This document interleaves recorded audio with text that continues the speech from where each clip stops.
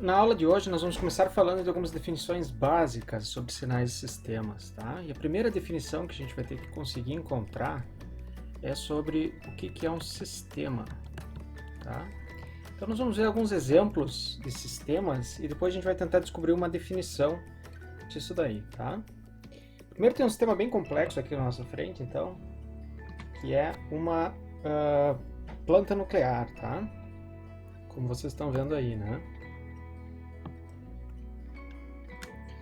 Então essa planta, ela recebe como entrada, na verdade, a radiação que está no elemento radioativo dela, tá?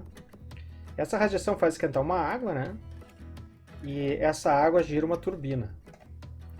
A turbina, por sua vez, faz girar um gerador, e esse gerador é conectado na rede de transmissão, levando energia até para o resto do país, né? Essa água, então, depois ela é resfriada, como vocês estão vendo aqui, naquelas torres grandes de resfriação, né, que gera vapor da água, e ela volta então para ser reutilizada, para ser mais uma vez evaporada, né, e manter o ciclo acontecendo, tá? Então a gente pode dizer que esse sistema daqui ele tem como entrada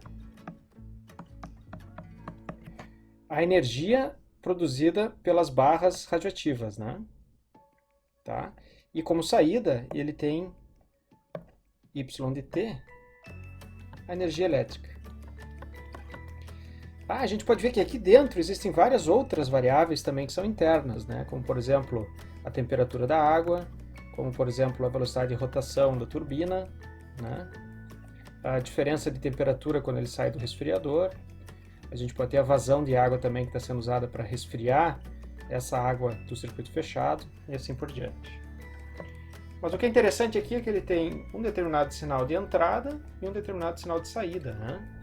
E a função da nossa planta nuclear é transformar esse sinal daqui, que é a radiação vindo do material radioativo, em energia elétrica. Tá? Esse é um sistema naturalmente muito complicado, né? Existem sistemas muito mais simples, como esse que a gente está vendo aqui, né? Esse sistema ele recebe como entrada a corrente e a tensão então da rede elétrica, né? É uma corrente alternada. Ele retifica essa corrente, esse banco de capacitores e esses elementos 7809 e 7909 ajudam a filtrar essa corrente. E do lado de cá a gente tem um sinal de corrente contínua, tá? Num deles mais 9 volts, do outro lado menos 9 volts, certo? Então aqui estaria o nosso menos 9 volts e aqui mais 9 volts. Então esse sistema daqui é um sistema bem mais simples, né? Também ele transforma um sinal de entrada, que é uma corrente alternada, num sinal de saída, que é uma corrente contínua, tá? Aqui a gente tem um braço robótico. Um braço robótico ele também é um sistema que pode ser encarado dessa maneira, né? O que seriam as entradas desse sistema daqui, né? Bom, esse braço parece que tem um motor aqui embaixo, parece que tem um motor aqui, outro no cotovelo do braço e outro no que seria o pulso do braço, certo? E depois tem mais um também que está girando o braço nesse sentido, pelo visto, né? Tá, então nós temos 1, 2, 3, 4, 5 graus de liberdade mais a garra aqui.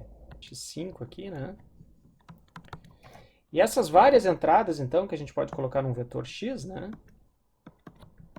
x1, x2 e assim por diante,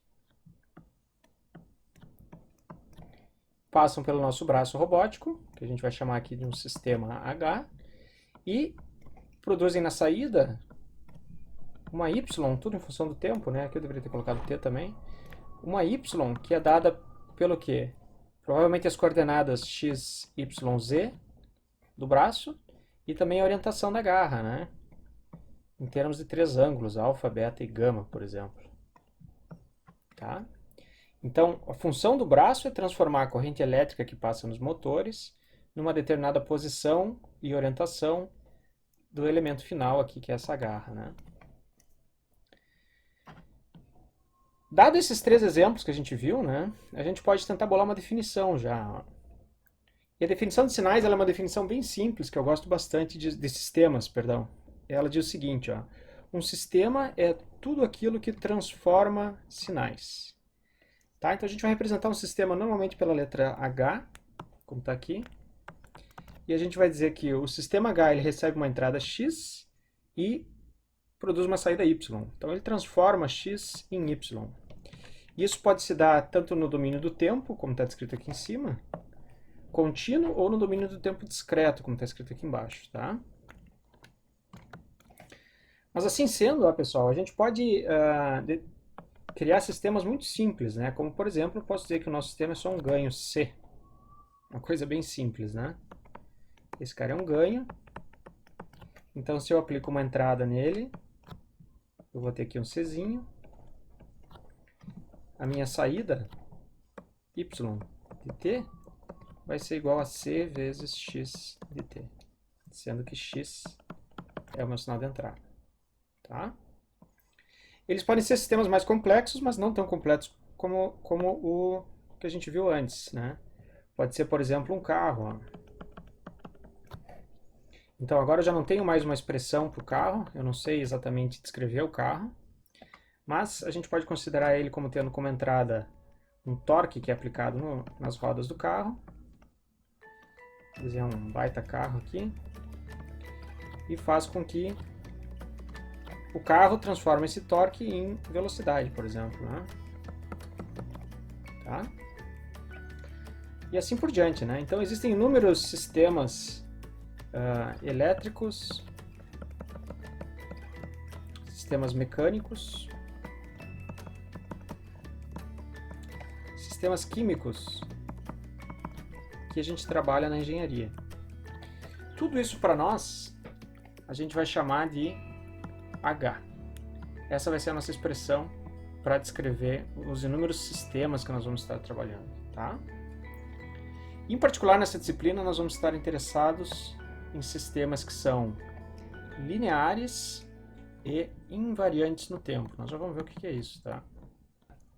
Diferente desse braço robótico daqui que tinha várias entradas e várias saídas, né?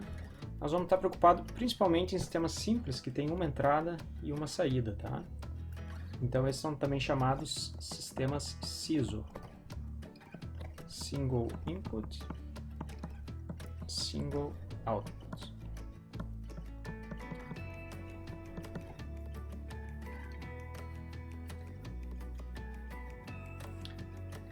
Feito isso, então, a gente viu que um sistema ele pode ser definido como aquilo que transforma sinais.